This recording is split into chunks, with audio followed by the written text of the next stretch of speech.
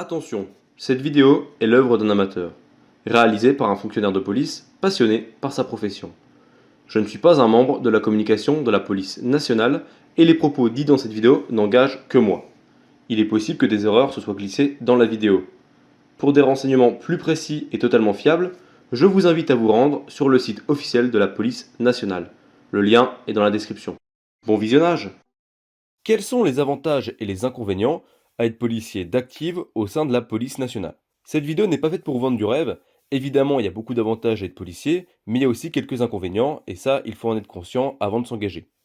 Le premier avantage qu'on peut citer, c'est que la mutuelle est remboursée à hauteur de 15 euros tous les mois, et normalement, ça devrait bientôt passer à 50% du montant de la mutuelle remboursé tous les mois par le ministère de l'Intérieur. À savoir que le montant remboursé est directement versé sur le salaire. Et justement, le deuxième point qui est un avantage pour moi, c'est le salaire. Le salaire est assez attractif, puisqu'en début de carrière, vous êtes environ à 2000 euros net par mois pour un gardien de la paix stagiaire. Ce qui est plutôt pas mal, puisque vous pouvez devenir gardien de la paix avec un diplôme de niveau bac, voire même sans avoir besoin du baccalauréat si vous avez fait le concours interne pour devenir gardien de la paix. Autre avantage, c'est que le pass Navigo est gratuit pour les policiers travaillant en Île-de-France. Donc pour circuler, c'est plutôt pratique, que ce soit pour aller au travail, mais également lors de vos repos. Autre avantage au niveau du transport, la carte SNCF Voyager Protégée qui offre 90% de réduction sur les TGV et normalement bientôt la gratuité sur les TGV pour les policiers. Toutefois, c'est soumis à condition, il faut être armé, se signaler au chef de bord, être en possession de son brassard et de sa carte professionnelle et intervenir si sollicitation du chef de bord. En plus de tous ces avantages, pour moi, le plus gros avantage à être policier, c'est de se sentir utile. C'est un métier intéressant.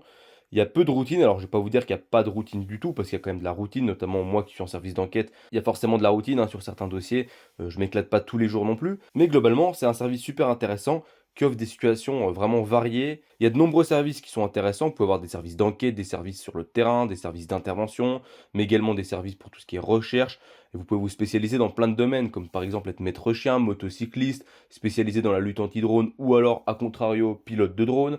Vous pouvez même devenir policier en montagne spécialisé dans tout ce qui est secours aux personnes, en faisant du ski alpin et en allant secourir les personnes sur les pistes. Vous pouvez également devenir pilote d'avion, vous pouvez partir en outre-mer, vous pouvez partir à l'étranger. Enfin voilà, il y a tellement de possibilités, il y a tellement de métiers qui est offert par la police nationale, puisqu'on le dit, être policier c'est un métier, mais il y a tellement de métiers au sein de la police en fait. Quand vous êtes gardien de la paix, vous pouvez aller dans tellement de services différents. Donc ça, c'est pour moi un très gros avantage. Il y a également le prestige de l'uniforme et l'amour du métier, puisque pour moi, porter un uniforme, c'est une fierté et l'amour du métier de policier, on s'en sent utile, on aide les gens, c'est un très beau métier comme, le dit le slogan de la police: «Protéger le plus beau des métiers», je suis totalement d'accord avec ça.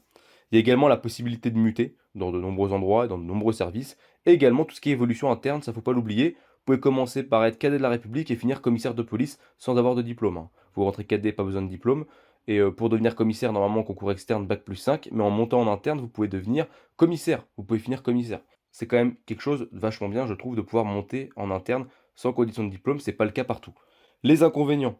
Il y a quand même quelques inconvénients, notamment les horaires et les cycles qui sont assez particuliers. Vous travaillez quand même en décalé. N'hésitez pas à voir ma vidéo sur les régimes horaires. Parfois, vous avez quand même des astreintes, des permanences, et puis vous pouvez également faire tout ce qui est du rabio. Ce qu'on appelle du rabio, c'est tout ce qui est dépassement horaire. Et moi, qui suis en service d'enquête, j'en fais beaucoup, beaucoup. Donc voilà, ça arrive. C'est quand même quelque chose qu'il faut prendre en compte, tout ce qui est horaire et rabio et astreinte. Il y a également le fait que vous n'êtes pas sûr d'être affecté près de chez vous en sortie d'école. Si vous habitez dans le sud, en sortie d'école, il n'y aura pas forcément des postes dans le sud.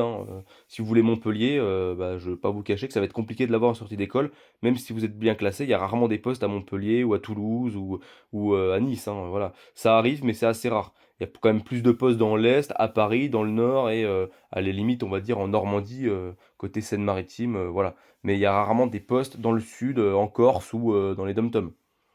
Et pareil, certaines régions sont difficiles d'accès, alors déjà en sortie d'école, mais après, même en ayant fait 15 ans de Paris, pour retourner, je sais pas moi, à La Rochelle par exemple, c'est compliqué. J'ai un collègue justement dans ce cas qui a demandé La Rochelle pendant 6 ans de suite pendant qu'il était à Paris, il a jamais eu La Rochelle. Donc voilà, il faut attendre des fois 20, 25 ans, ou minimum 15 ans avant de revenir dans certaines grandes villes qui peuvent vous intéresser, ou même petites villes. Je sais que par exemple Bordeaux, si vous voulez Bordeaux, il faut attendre au moins 15 ans. La Bretagne, certaines villes, c'est 15-20 ans. Donc voilà, ça, faut en être conscient aussi.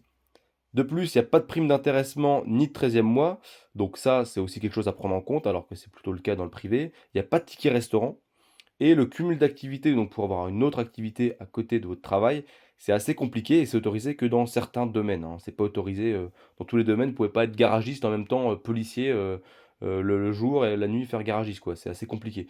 Après voilà, la vidéo n'est pas faite pour vous vendre du rêve, mais moi je vais pas vous mentir, évidemment, moi je vois plus d'avantages que d'inconvénients à être dans la police. Bien sûr, on peut retrouver d'autres avantages et d'autres inconvénients.